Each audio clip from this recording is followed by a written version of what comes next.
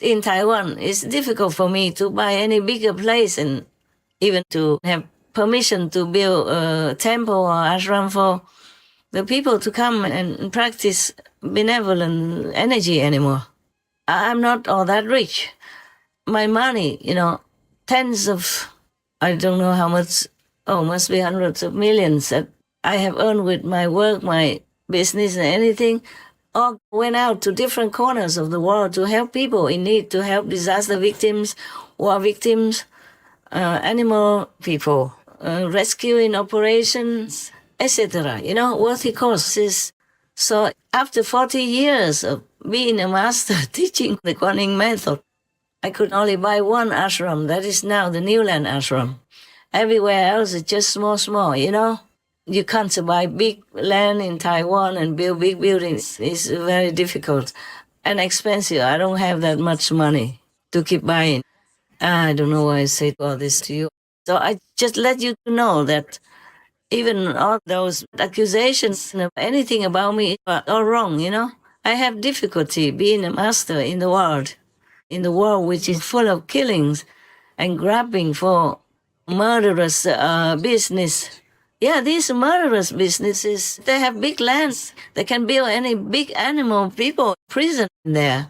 They have connections with the powerful people, and they make good business, and they pay, they bribe, and all that. I don't do this business. I spend only my honest money. I don't bribe anybody. I don't use any connections to become this and that or to buy this and that land. All the awards or the honorary citizenships given to me, for example, it all came from nowhere. I didn't even know until the last day when they reported to me that I have such and such event from the government to give me an honorary citizenship. I wasn't the one who go around and buddy with any government to get anything. Up to now, I don't know any powerful government leaders or anybody. The first time I ever know any government officials or workers was when I went to ask those governments to help the refugees, the Vietnamese refugees at that time, because they were killing themselves to stop being repatriated to Vietnam. At that time, the war was just over and people were still very afraid of the communist system. So they run away, risking their lives in a big sea. Yeah, now we talk about refugees again. I have mentioned before, I have talked about that before. I say, only if your country is at war or in desperate situation. Otherwise, don't go to any other country. Don't be refugees. Least of all, illegal refugees. People look down upon you. And you just build up kind of dream land, but it's not like that. Every country has to fend for themselves. The citizens have to fend for themselves. They have to work hard, just like you in your country. You must use your brain, your power, your willpower, your survival instinct to make your own living. You don't have to be rich or famous. You just work enough to earn a living for yourself, your family. That will be enough already. There's no need to run away, sneaking into another country, risking your lives, and, being humiliated as a beggar in another country. Don't do it to yourself. Don't lower yourself to a beggar status when you still have your arms, your legs, your body, your brain, your thinking power. There's always work anywhere in any country. Maybe some rural areas don't have enough work, then you may go to the city. There are a lot of jobs. I told you I have done dishwashing when I was a student, work in a restaurant, work in hotel, as a hostess, as a waitress even, as a cook, anything I did. And then study at the same time, that language, this language. So I know some languages is all for my own earning money. For dishwashing, for example, I didn't do anything. I didn't run to any country to take refuge or anything. My family wasn't all that rich to support me abroad. I had to take care of myself. So do not do anything that is so risky to your life and your reputation as a citizen in a free world. Only in desperate situations, in warlike in really oppressive systems that you have to run away. But I don't know if any country is all that oppressive.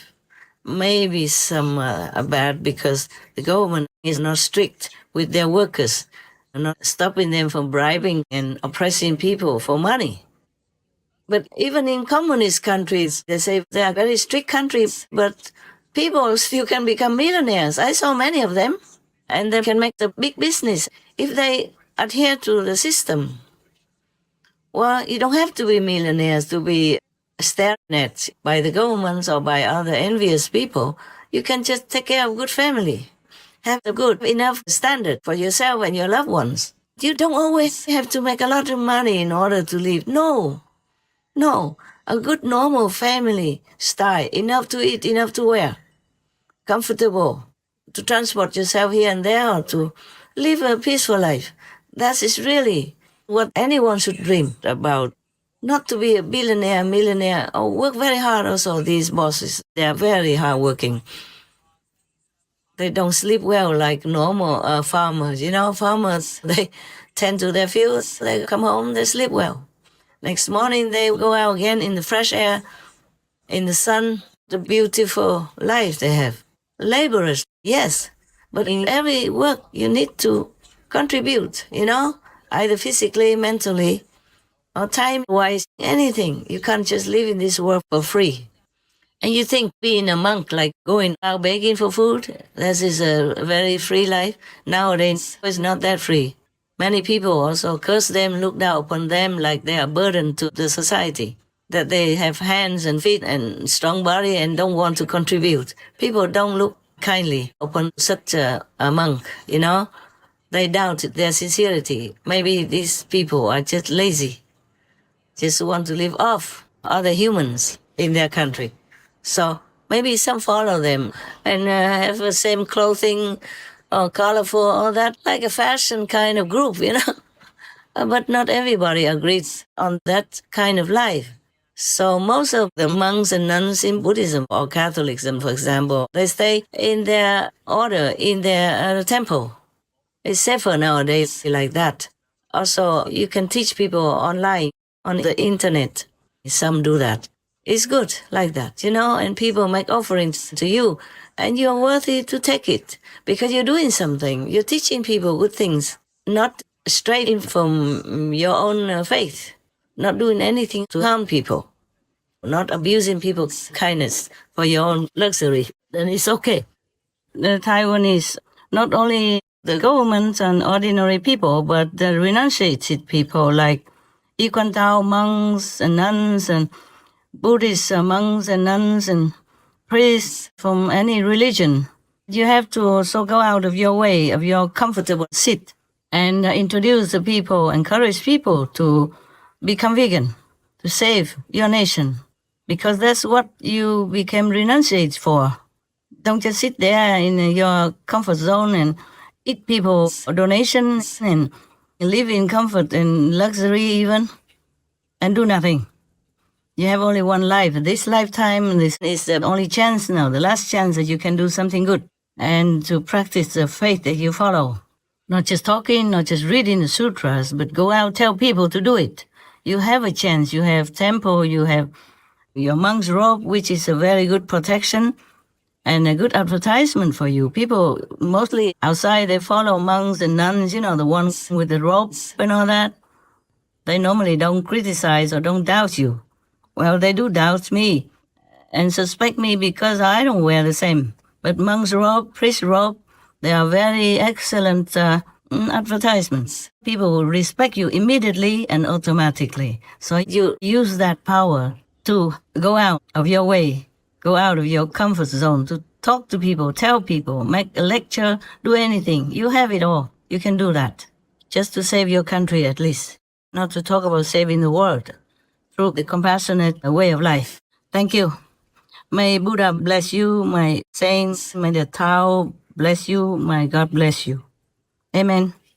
So all of you, citizens of the world, especially those who are in trouble and at war or at the threat of war by other countries, please rely on yourself. Be God citizen-like. Be good, be virtuous. Be benevolent, like the way you always pray to God. God, you are compassionate, have mercy on me. You have mercy on others, on other fellow humans, on other fellow co-inhabitants, animal people, on harmless benefactor trees in the jungles, in the forests, on the pure water in the river for the fish people to continue to survive, and for you to have clear water in your land to farm, not full of chemicals, not full of blood of other living beings. Leave the fish people in the river, in the ocean alone, so they can benefit you, make you healthy, happy, and peaceful during your life, and make your children healthy, no sickness, make your elderly live more comfortably until the day God calls them home. Be the mercy that you ask from God.